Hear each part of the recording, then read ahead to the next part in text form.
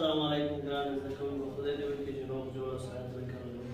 لکه څرنګه چې موږ چې دی د کسبونو درسونه شروع کړو، کسبونو کې چې دی زموږ اخرنی درسونه پکې دي چې دی د کسبونو تبادله دي.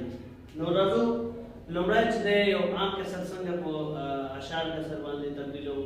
نو کله چې موږ وغواړو یو عام کسر په اشعار کسر بدل کړو، نو صورت په مخرج باندې ویشو. نو صورت هم چې په مخرج باندې وویشل نو عام کسر په اشعار کسر راځي. یو سوال حلو چې څنګه چې دی موږ عام کسر په اشعار کسر بدلو.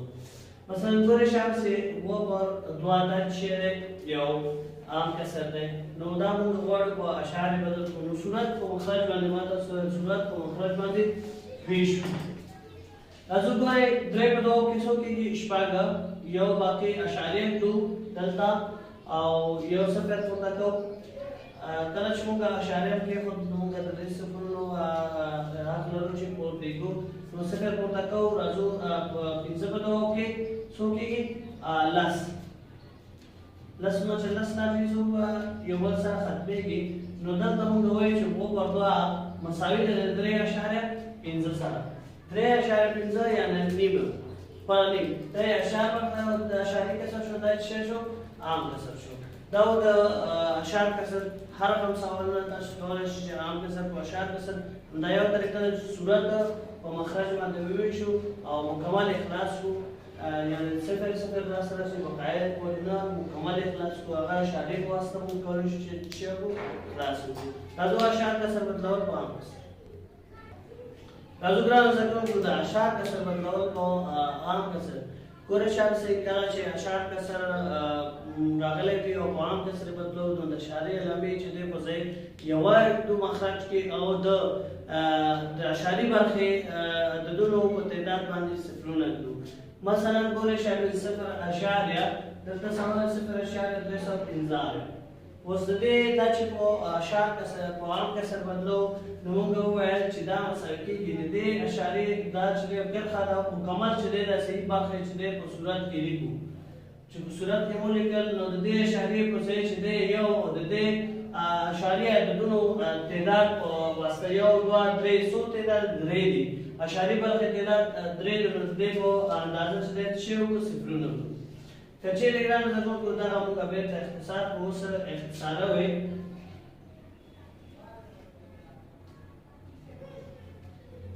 ګورئ ګرانو زده کوونکو دواړه پر پنځو د ویش وړ دي. نو پر پنځو باندې صورت او مخرج شیټو ویشو. دا دوه پنځو کې لس صفرونه خپله راوړو. یو په اووه په پنځو کې اووه پنځه کې پنځه دېرش پاتې شو. دوه دې سره پنځهویشت کېږي. پنځه په پنځو کې پنځهویشت. بیا هم چې دی دواړه په پنځو د ویش وړ دي.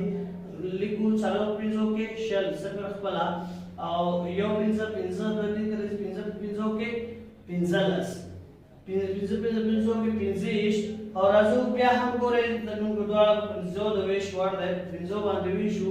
اته پنځو کې څلوېښت. درې پنځو کې پنځلس. نو دا مساوي کېږي لنډه توګه درې پر څو سره شو؟ درې پر اته. یعنې صفر اشاریه درې اووه پنځه مساوي دی درې پر اته سره. که چیرې درې پر اته دغه درې بېرته په اتو باندې موږ ویشو نو دغه قیمت زموږ لاسته راځي. یعنې دا یو عام کسر دی. که چیرې همدغه عام کسر بېرته دا صورت په مخرج باندې موږ وویشو، یعنې دغه صورت په مخرج باندې وویشو نو قیمت به موږ ته لاسته راځي صفر اشاریه درې اووه پنځه. دا به بېرته لاسته راځي، یعنې دا اشعار لاسته راځي.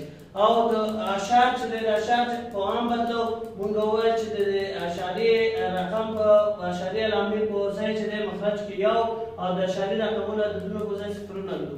اختصاره وایو چې کومه د اختصار پورې کوم ځای پورې اختصار غواړو نو کومه عام کسر چې لاسته راځي د دې اشعار کسر څه شی دی؟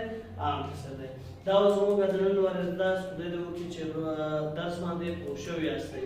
ښه وخت تاسو ته د لا نورو ښو ویډیوګانو لپاره زموږ چینل افغان لمټک سبسکرایب کړئ.